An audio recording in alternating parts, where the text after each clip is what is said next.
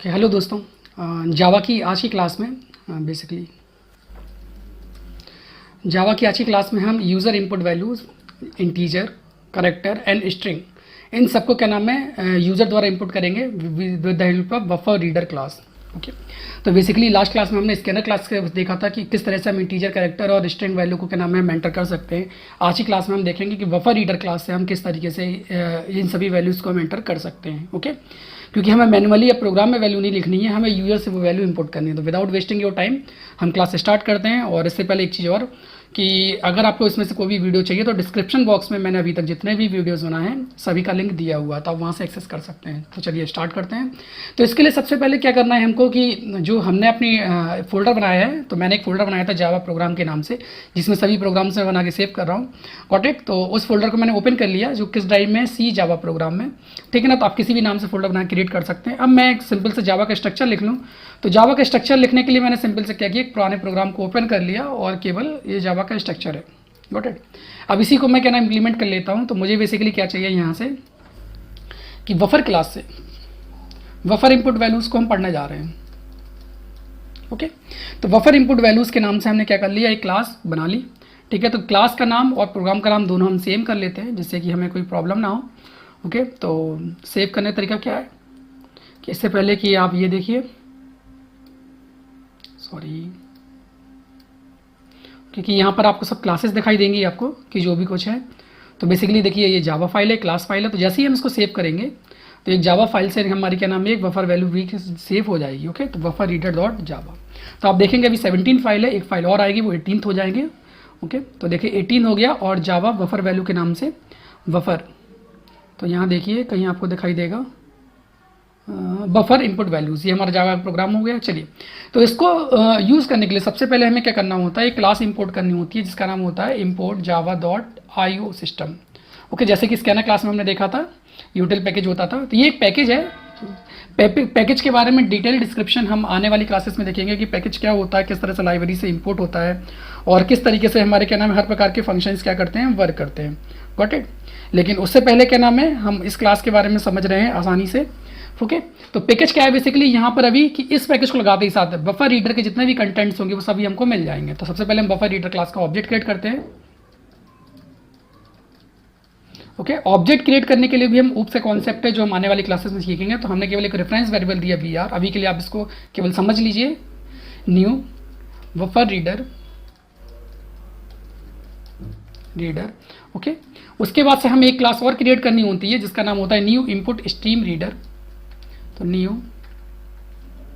Input stream reader, और इसके अंदर जो इनपुट हमें मिलता है वो system.n से मिलता है। Got it. तो यहाँ हमने क्या किया, इसको क्लोज किया। तो बेसिकली पहले हम प्रोग्राम को रन करवा के देख लेते हैं कि हमारे प्रोग्राम में कोई वैल्यू में कोई कहीं की और कुछ गड़बड़ तो नहीं है। ओके, अगर सक्सेसफुली कंपाइल हो जाए और हमारा बाइट कोड जनरेट हो जाए तो हम समझ लेंगे कि हमारे प्रोग्राम में कोई भी दिक्कत नहीं है। ठीक है ना। तो चलिए, तो कंपाइल करने का तरीका क्या है हमारे पास में कि हम क्या करें, क्या नाम है, रन विंडो को ओपन करें। तो रन विंडो हमने ओपन करी, CMD टाइप किया और हम जावा की इस डायरेक्टरी में, जैसे कि हम पहले भी चेक कर चुके हैं, सी जावा प्रोग्राम में है। तो हम डायरेक्टरी को चेंज करते हैं, CD और CD जावा प्रोग्राम में आ जाते हैं। ओके, इसके बाद से हमारे प्रोग्राम का नाम क्या था, बफर इनपुट वैल्यू। तो जावा C कंपाइल किया हमने, बफर इनपुट वैल्यू। तो देखिए जैसे हम इसको कंपाइल करेंगे इसका बाइट कोड भी यहाँ जनरेट हो जाएगा। क्लास फाइल ये जनरेट होना जरूरी है, अगर जनरेट नहीं होता तो प्रोग्राम में कोई ना कोई एरर है। तो जैसे हमने इसको कंपाइल किया तो देखो बफर इनपुट वैल्यू के नाम से क्लास जनरेट हो गई। लेकिन आप इधर समझिएगा दोबारा, अगर मैं इस क्लास को यहाँ से हटा दूँ, इंपोर्ट जावा डॉट यूटिल को, जैसे मैंने इसको कमेंट कर दिया, तो अब क्या होगा, क्या नाम है, ये इसको कुछ ना कुछ एरर जनरेट करेगा। तो हम समझते हैं उस एरर के बारे में और इसी से आपको प्रोग्राम का एक पैकेज भी समझ में आएगा। जैसे ही हमने कंपाइल किया तो वो क्या कह रहा है प्रोग्राम हमसे कि error can not find the symbol buffer reader. Buffer reader नाम का सिंबल उसको नहीं मिल रहा, ये भी नहीं मिल रहा है, इनपुट स्ट्रीम रीडर भी नहीं मिल रहा है, 3 एरर्स दे दी। क्योंकि ये सभी के सभी आप सिंपल समझिए किस में पाया जाता है, एक जावा IO नाम का पैकेज है, एक फोल्डर है जिसके अंदर ये सभी चीज़ें पाई जाती हैं। तो जैसे हम इसको इंपोर्ट करते हैं तो सभी चीज़ों को हम क्या कर सकते हैं, यहाँ से एक्सेस कर सकते हैं। इसलिए हम इसको दोबारा हटाते हैं और दोबारा प्रोग्राम को कंपाइल करके दिखाते हैं आपको। तो जैसे हमने इसको क्या नाम दोबारा कंपाइल किया तो आप देखिए सक्सेसफुली कंपाइल हो गए। आउटपुट में अभी हमें कुछ भी नहीं मिलेगा क्योंकि हमने अभी कुछ प्रोग्राम किए ही नहीं है, ना कुछ प्रिंट करवाया है। तो देखिए खाली आउटपुट है हमारे पास में। चलिए तो एक एक करके हम क्या नाम है, सबसे पहले हम पुराने प्रोग्राम को ही देखते हैं कि अगर हमें कोई मान के चले स्ट्रिंग वैल्यू मतलब नेम इंपुट करना तो हम कैसे करेंगे। तो सबसे पहले हम एक सिंटेक्स लिख लें, system dot out dot print L N में रुक जाइए। अच्छा, इसको ना करते हुए सबसे पहले हम क्या करें कि कोई नेम नाम की स्ट्रिंग अगर हम इंपुट करनी है तो हम कैसे करेंगे। तो यहाँ पर हमने क्या किया कि नाम string name is equal to, और डबल कोट्स में कुछ भी लिखें, जैसे मैंने अपना नाम लिखा सत्येंद्र, और फिर क्या कर दूं मैं इसको प्रिंट कर दूं। अभी समझिए यहाँ बफर रीडर कोई कॉन्सेप्ट नहीं है, डायरेक्टली मैं इस वैल्यू को प्रिंट कर रहा हूँ, system dot out dot print print L N में मैंने क्या किया, इस नेम को मैंने प्रिंट कर दिया। तो डायरेक्टली मैंने नेम पहले से दे ही दिया है तो वो डायरेक्टली क्या हो जाएगा, वो प्रिंट हो जाएगा। ओके, तो आप देखिए यहाँ पर डायरेक्टली यहाँ से क्या नाम है सत्येंद्र प्रिंट हो गया। लेकिन हमें ये काम नहीं करना है, हम यूजर इनपुट वैल्यू से ये काम करें। ओके, तो यूजर इनपुट वैल्यूज के लिए हमने क्या किया, जो हमने क्लास इंपोर्ट की थी B R okay dot read line नाम का एक क्या होता है यहाँ पे, रीड लाइन नाम का एक कॉन्सेप्ट होता है। उस कॉन्सेप्ट से क्या नाम है बी आर क्या करेगा, बी आर इस क्लास का ऑब्जेक्ट है, और रीड लाइन किस तरह की वैल्यू को, स्ट्रिंग नाम की वैल्यू को क्या इनपुट करेगा, और यहाँ से हम नेम को क्या कर देंगे, प्रिंट कर देंगे। ओके, तो आप यहाँ देखिए अब वो कर्सर ब्लिंक करेगा आपका, सॉरी हम CLS करा हमने, ठीक है, कुछ एरर दिखा रहा था हमको। तो एक बार हम प्रोग्राम फिर से कंपाइल करते हैं। हाँ देखिए ये क्या कह रहा है, अनरिपोर्टेड एक्सेप्शन IO एक्सेप्शन। तो देखिए बेटा एक चीज और भी है कि आपको क्या नाम है थ्रोस करना पड़ेगा IO एक्सेप्शन, जो THROWS थ्रोस IOEXCEPTION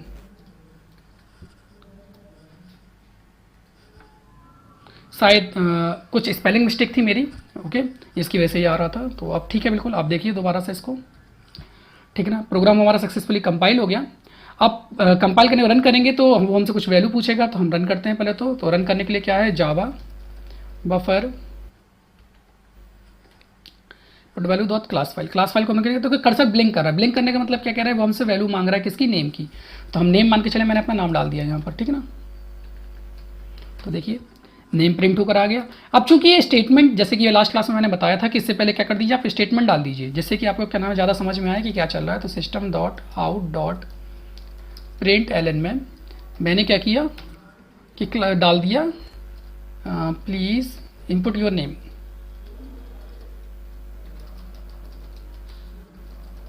ठीक है ना। और यहाँ लिख दिया स्टेटमेंट के साथ में नेम इज, और नेम की वैल्यू को मैंने क्या नाम है प्लस ऑपरेटर के साथ में प्रिंट करवा दिया। ओके, तो यहाँ क्या है नेम। तो देखिए अब आपको ज़्यादा अच्छा लगेगा देखने में और आउटपुट भी समझ में आएगा।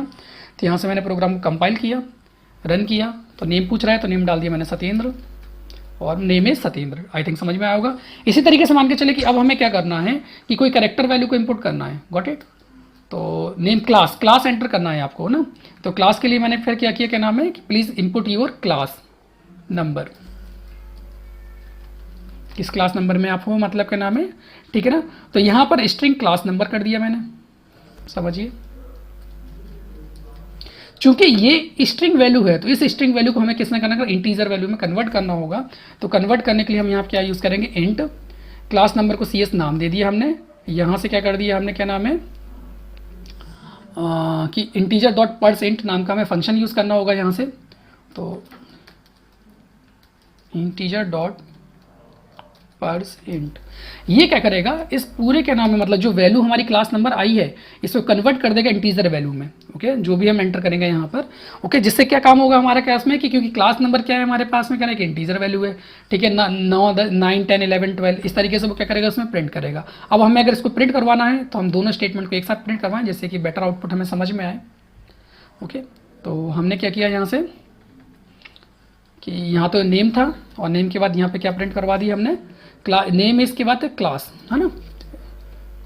तो क्लास इज, और यहाँ पे क्लास का क्या है CS हमने क्या ना वेरिएबल ले रखा है, तो हम यहाँ पे CS वेरिएबल को क्या कर दें, प्रिंट कर दें। तो चलिए हम कंपाइल करके दोबारा देखते हैं।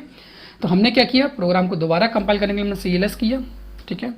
उसके बाद से प्रोग्राम को कंपाइल किया, रन किया। तो पहले नेम पूछ रहा है तो नेम की वैल्यू यहाँ से मैंने रवि रवि डाल दिया।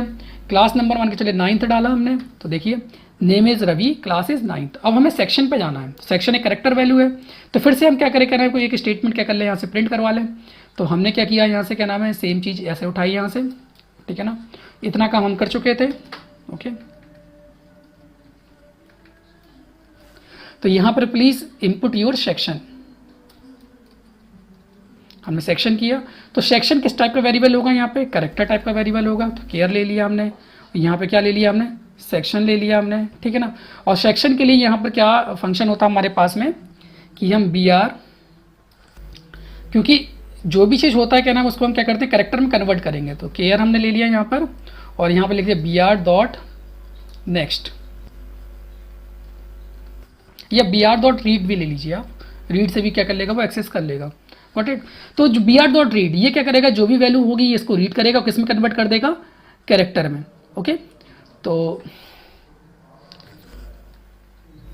Okay, care br dot read, br dot read से क्या करेगा, वो रीड करेगा। br क्या इस क्लास का ऑब्जेक्ट हैगा, और रीड से क्या ना वैल्यू रीड की जाएगी और कैरेक्टर में कन्वर्ट हो जाएगी, ठीक है ना। साथ ही साथ में हम क्या करें, क्या नाम, इस बार अब कि सेक्शन को भी प्रिंट कर लें।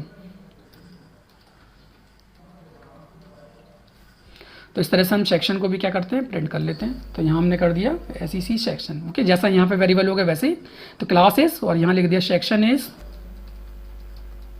स्टेटमेंट है, जैसा चाहे वैसा हम प्रिंट कर सकते हैं। तो चलिए पूरा प्रोग्राम कंप्लीट हुआ, हम आराम से इसका आउटपुट समझते हैं।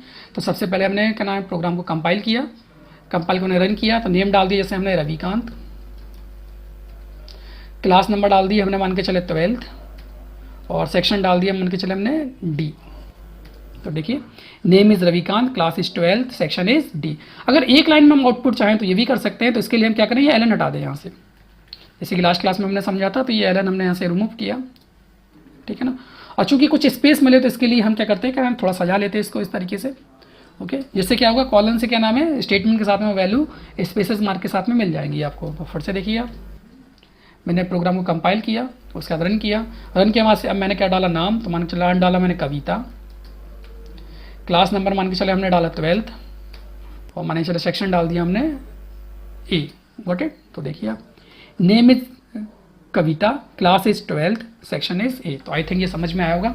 अगर इसमें कोई भी डाउट हो तो आप नेक्स्ट क्लास में मुझे कमेंट सेक्शन में आप लिख सकते हैं, और मेरे प्रीवियस वीडियो को आप क्या ना डिस्क्रिप्शन बॉक्स में से देख सकते हैं, ओके। तो थैंक यू वेरी मच।